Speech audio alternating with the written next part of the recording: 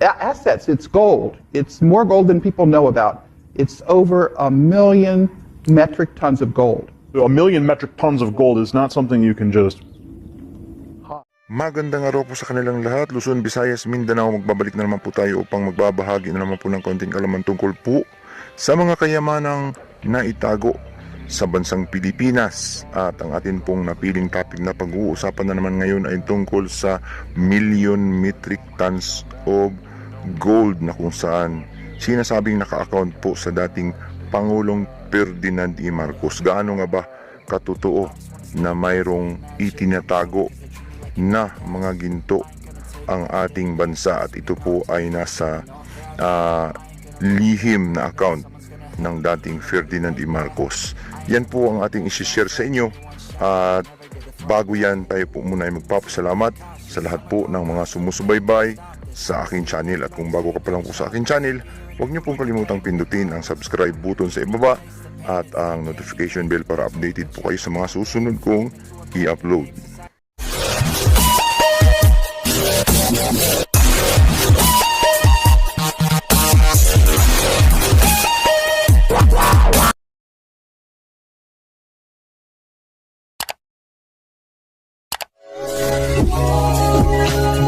Continue po tayo at magbabalik tungkol po dito sa ating topic na napili sa araw po na ito, ang tungkol po sa over 1 million metric tons of gold bars na kung saan ayon sa ating mga nakalap na impormasyon ay naka-account daw sa dating Pangulong Ferdinand E. Marcos. Gaano nga ba ito katotoo? Yan po ay bibigyan natin ng pansin at aalamin natin kung may katibayan o totoo nga ba. At sa pamagitan po ng ilang videos na ating nakalap ay magre-react tayo sa ilan po sa mga katibayan na pwedeng magpapatunay na totoo nga na mayroong kayamanang itinago sa bansang Pilipinas at sa iba't ibang bangko sa buong mundo.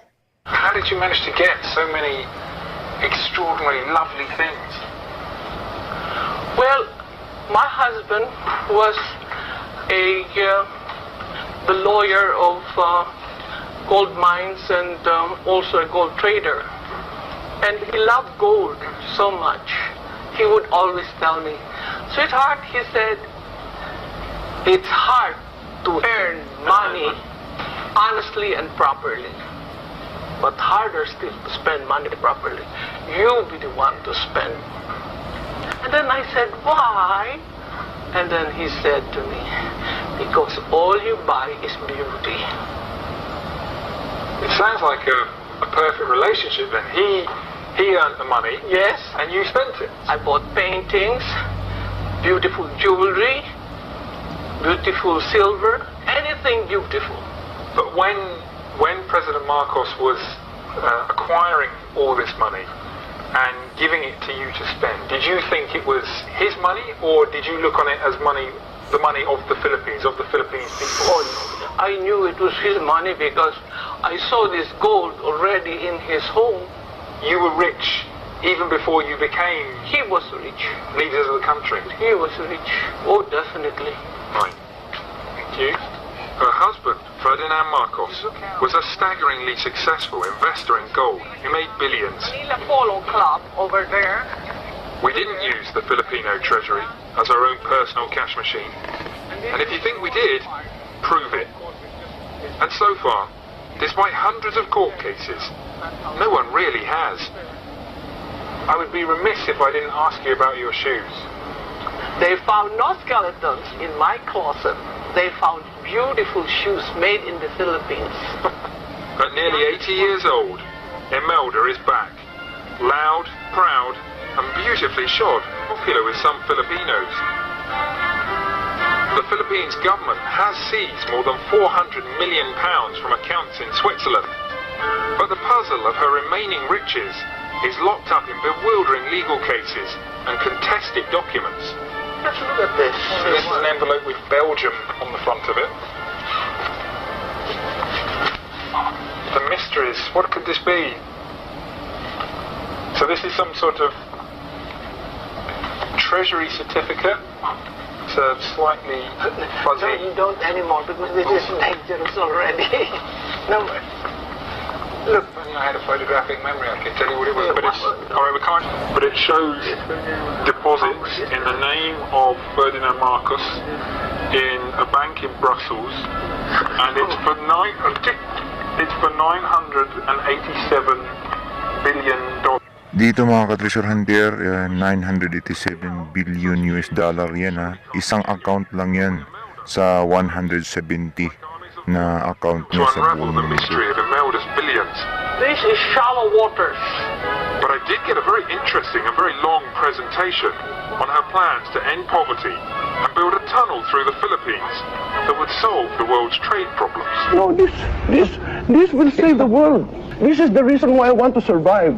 And it's not for me anymore. With the whole press saying we are magnanakaw, we are the magnanakaw, kami ang ninakawan.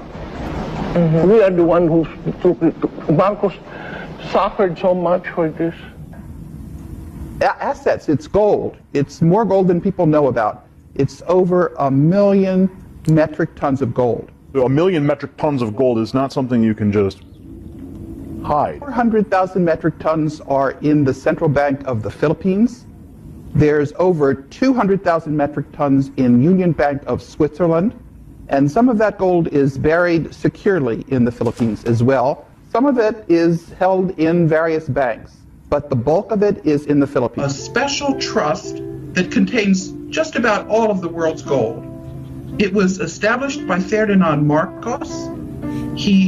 This gold, people want to know what the gold is. It's You're referring to the president of the Philippines, of the former president of the Philippines who died in '89, correct? That's correct.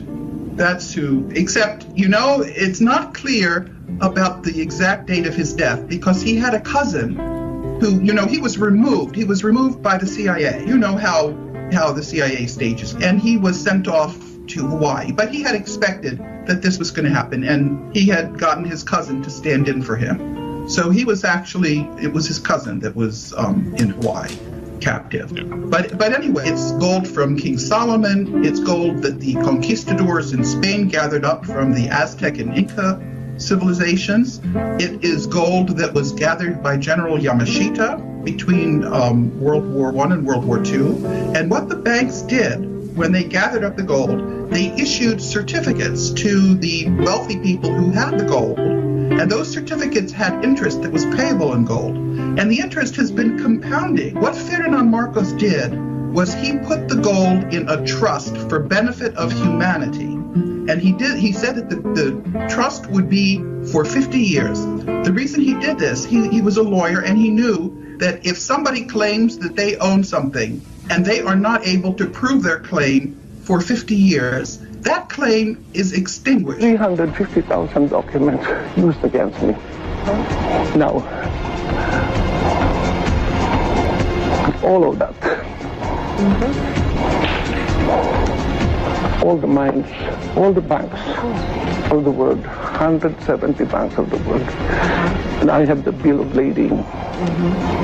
And these are all U.S. government exhibits. Just to show you the bill of lading, how much is $240 million. Oh my goodness. Is it million? Billion? billion. Billion? And then 5 sketches. When we started, it was $32 and then $35. An ounce of gold. She's talking of gold. Now it's 1,300, 400, 500, 600, 800, naging iba-iba. Iba-iba. Ounce yan. How many kilos? And we are sitting on gold. But the most urgent reason I was looking forward to my coming to this hearing of the Philippine Senate is to seek your help, honorable senators, to help me implement the last will and testament of the late President Marcos to enlist assets in the hands of trustees, to implement the Marcos Humanitarian Foundation so that we can help the country in our economic crisis and help the Filipino people in their agony and suffering. The Marcoses, I will not name the spokesman, sabi nila na they'll open everything and probably return yung nakita lang. Sabi nila na malaki ang deficit mo sa maybe this year ang projected deficit spending would be big, sabi nila. Baka makatulong. Pero hindi ito malaki. But we are ready to open and bring back, sabi niya, pati yung FU gold bars. Hindi ganun kalaki. It's not the Fort Knox. It's just FU, but sabi nila, isauli nila para walang ano. And the only reason really was, sabi nila, that the father was protecting the economy. And of course, the eventual kung maalis siya. But he was thought of regaining the Malacanang, and that is why ganito ang lumabas, parang naitago. I will accept the explanation. Whether or not it is true, wala na yan. And they are ready to return. How much they would give me an accounting. Trying to look for a guy not identified with anybody to handle the negotiation kung gusto nila. I'm looking at the former Chief Justice. Sila na lang mag-usap. Then another CPA and maybe a representative of all that is accepted also by all.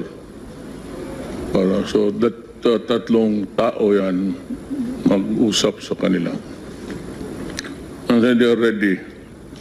And I'm happy na we come with a clean breast. Make something that is really worthwhile for the Filipinos. Ano sa tingin nyo mga ka-treasure hunter, tunay nga kaya na over 1 million metric tons of gold bars ang nasa account po ng dating Ferdinand E. Marcos? Yan po ay ayon kay former staff member Karen Hudes ng World Bank. So yun pong ating mga video nakuha ay video po yan na kung saan galing sa mga media na nag-interview kay dating First Lady Imelda Marcos, at ilan po sa mga video clips na yan ay talagang tunay na ginawang basihan natin at maaaring totoo, maaari ding hindi. Yan din ang ating gustong malaman upang matiyak kung talagang tunay nga ito.